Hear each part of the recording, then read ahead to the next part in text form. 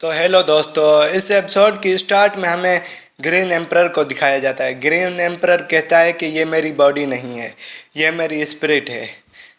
वो कहता है कि तुम सिकोंग फैमिली के डिसेंडेंट होगे। क्वानयांग कहता है कि मैं अभी का राजा हूँ, मेरा नाम सिकोंग क्वानयांग है। ग्रीन एम्परर कहता है कि किसी ने ग्रीन जेड जेस्टर को लेने की कोशिश नहीं की जब से मैंने उसको चिंगलिंग ट्री पर सील लगाने के लिए इस्तेमाल किया था। तुम इसको क्यों लेना चाहते हो? क्वानयांग कहता है कि मैं आपसे एक रिक्वेस्ट करता हूँ कि आप मेरे क्लैन मेंबर को बचा लें।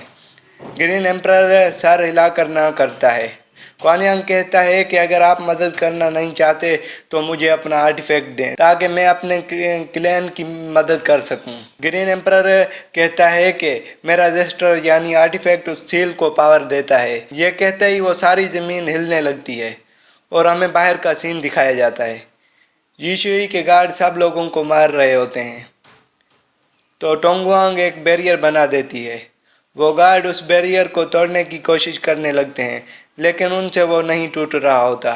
तो यीशुई आगे आकर उस पर एक स्वॉर्ड मारता है जिससे उस बैरियर में क्रैक्स आ जाते हैं और टोंगवांग वहीं पर बेहोश हो जाती है और वो बैरियर हट जाता है। यह देखकर सब लोग परेशान होते हैं। उस एल्डर की भी पावर ख़त्म हो जाती है जिससे वो प्यूरिफिकेशन वहीं पर रुक जाती है। यीशुई टोंगवांग की तरफ बढ़ने लगता है।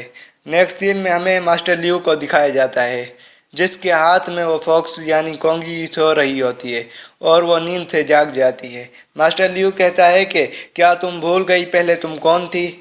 और ये कहकर वो अपनी छड़ी ज़मीन पर मारता है जिससे एक एनर्जी वेव निकलती है और वो सब लोग इल्यूजन से बाहर आ जाते हैं और वहीं पर बेहोश हो जाते हैं। मास्टर लियू उस फॉक्स को कहता है कि अब टाइम आ गया है, हमें जाना होगा, और कहता है कि मैं तुम्हें किसी से मिलाऊंगा जो तुम्हें प्यारी भरी ज़िंदगी दे सकता है। नेक्स्ट सीन में हमें यीशुई को दिखाया जाता है जो टोंगवांग की तरफ बढ़ रहा होता है उसको मारने के लिए। वो उसको मारने वाला होता है लेकिन वहाँ पर बहुत सारी स्लेशेज आती हैं जिससे वो दूर जाकर गिरता है। वो अटैक किसी और ने नहीं बल्कि क्वानयांग ने किया होता है और वो टोंगवांग के पास आता है और उसको होश में लाता है। वो बैठकर खुद को रिकवर करने लगती है। क्वानयांग उस एल्डर के सामने बैठता है और उसको अपनी पावर से होश में लाता है। एल्डर कहता है कि हमें माफ़ कर दो, हम सेरेमनी पूरी नहीं कर पाए। यीशुई खड़ा होता है। क्वानयांग कहता है कि ये चार्म टेक्निक है। यीशुई उस पर हमला करने वाला होता है लेकिन क्वानयांग उसको अपने मैजिक से होश में लाता है। क्वानयांग कहता है क्या तुम अपने आप को कसूरवार ठहराते हो? आज क्या हुआ है? और वहाँ पर फॉर्मेशन से वांगी आता है। क्वानयांग का वो जेड टोकन ग्लो करने लगता है। क्वानयांग उस सील के अंदर फिर से चला जाता है। शाओलू टोंगवांग के पास आकर बैठता है और उसको पीछे से पावर देने लगता है। वांगी कहता है कि ये दूसरी बार है, मैं फिर से लेट हो गया। वो एल्डर कहता है कि आप वापस आ गए। वांगी कहता है कि क्वानयांग कहाँ है? वो एल्डर कहता है कि मुझे क्वानयांग ने कहा है कि ये जेड टोकन मैं आपको दूं और आपकी पूरी मदद करूं नेक्स्ट किंग बनने में। वांगी कहता है कि तुम ये क्या बकवास कर रहे हो और क्वानयांग कहाँ है? और हमें कुछ टाइम पहले का सीन दिखाया जाता है।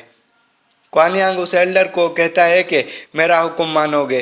वो कहता है कि तुम वांगी की पूरी सपोर्ट करोगे नेक्स्ट बादशाह बनने में और उसको जेड टोकन दे देता है और वो उस सील के पास चला जाता है। वो एल्डर कहता है कि जैसा आपका हुक्म, और सीन प्रेजेंट में आता है। वांगी कहता है कि मुझ पर यकीन रखें, मैं उसकी मदद करूंगा। एल्डर कहता है कि वो चिंगलिंग ट्री के अंदर चला गया। वो एल्डर कहता है कि वो उस ब्लैक एनर्जी को एब्जॉर्ब करना चाहता है ताकि वो उससे हमें बचा सके। वांगी उस सील के पास जाता है और उस पर हाथ रखता है जिससे वो भी उसके अंदर चला जाता है। तो ये देखकर छुआनजी भी जाने लगता है लेकिन वो एल्डर उसको रोक लेता है और कहता है कि जो रॉयल फैमिली से नहीं है उनके अंदर जाने पर पाबंदी है। वो एल्डर उसकी स्वॉर्ड देखता है। छुआनजी कहता है कि मैं उनके काम आ सकता, तो वो एल्डर उसको जाने देता है।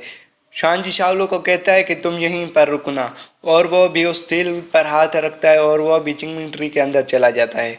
नेक्स्ट सीन में हमें क्वानयांग को दिखाया जाता है जिस पर ब्लैक एनर्जी हमला करती है लेकिन क्वानयांग उसको बड़ी आसानी से रोक लेता है। इससे ब्लैक एनर्जी दूर चली जाती है। वो उस सील की तरफ देखकर कहने लगता है अगर किस्मत रही तो मैं उसे अपने हाथों से लिखूंगा, और वो हवा में उड़ता है और ब्लैक एनर्जी को एब्जॉर्ब करना शुरू कर देता है। थोड़ी देर के बाद वो उसमें से बहुत ज़्यादा लाइट निकलती है और वो नीचे आ जाता है। वांग यी भी वहाँ पर आ जाता है और वो अपने भाई के पास चला जाता है। वांग यी देखकर शॉक हो जाता है क्योंकि उसकी शक्ल पूरी चेंज हो गई थी। वांग यी कहता है कि तुम हमेशा बोझ अकेले उठाने की कोशिश करते हो, और हमें चिंगलिंग ट्री के बाहर का सीन दिखाया जाता है जहाँ पर यीशुई कहता है कि वो हमारे लिए लड़ रहे हैं। वो कहता है कि हमें ऐसी सिचुएशन में क्या करना चाहिए। वो एल्डर कहता है कि हमारे किंग खतरे का सामना कर रहे हैं, हमें उनके लिए कुछ करना होगा। वो कहता है कि अगरचे हम कमज़ोर हैं पर हमें हर मुमकिन कोशिश करनी होगी किंग की मदद करने के लिए।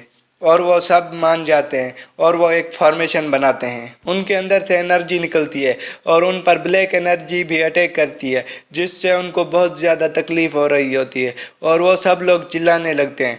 नेक्स्ट सीन में हमें क्वान यांग को दिखाया जाता है जो वांग यी पर अटैक करता है, जिससे वो दूर जाकर एक चट्टान पर लगता है और उस पर फिर से अटैक करने वाला होता है। लेकिन वहाँ पर छुआंजी आता है और कहता है कि तुम रुक जाओ, और उस पर अपनी स्वॉर्ड से हमला करता है। क्वान यांग उसकी स्वॉर्ड को आसानी से रोक लेता है।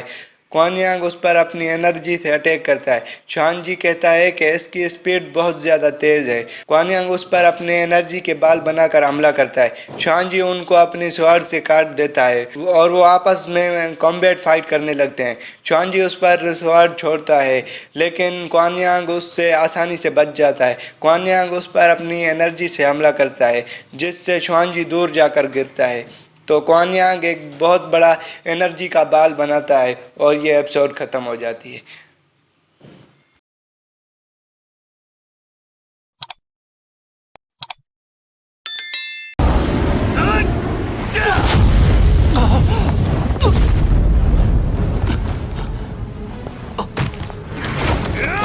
司空剑阳，快住手！